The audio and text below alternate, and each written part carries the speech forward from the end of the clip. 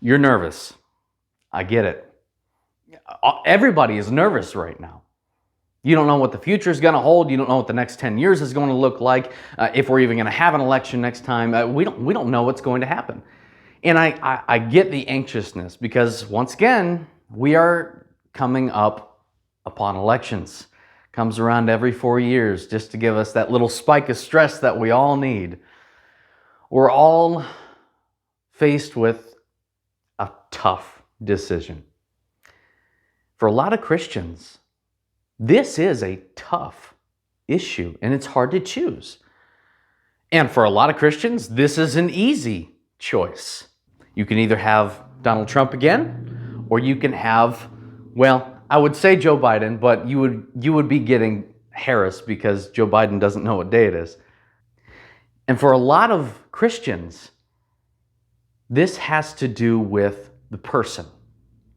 And for a lot of Christians, it has nothing to do with persons because they'll willingly acknowledge that both are wicked and unrighteous. For a lot of Christians, this has to do with the worldview that each side is proposing. And if we're not careful, we can sort of let this election, like every other election before it, determine our Christianity. We have to understand something, that no matter who wins, Jesus Christ is on the throne.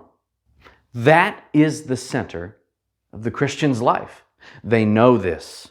They take comfort in this. They rejoice in the fact that their God is still on the throne and cannot be removed by any human effort. We can try, and we have tried before, but it can't happen. We take great comfort in the fact that no matter who wins this election, Jesus Christ is still on his throne.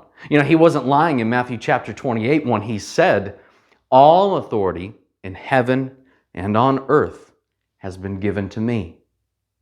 It doesn't matter who wins this. It matters in a mortal sense, but in an immortal sense, in an eternal aspect, it doesn't matter because God's will is going to be accomplished either way. And plus, taking into consideration Romans chapter 13, we know that God is the one that chooses the leaders of the governments, of nations, peoples. It doesn't matter. He is the one that chooses them. Even though we're voting for them, God still accomplishes his will through that, which is just astounding and mind-blowing to us. I'm going to try to make this video very short because I made one last week. Christian, remember who your king is. Remember who it is that rules and reigns over the kingdoms of men. He doesn't shift. He's not threatened by anyone. He will always remain on his throne. You know, I heard recently that it was John Calvin that said, when God wants to judge a nation, he gives it wicked rulers. Oh, man, that's true. Especially when you look back at human history, and especially biblical history, we know for a fact that that's true.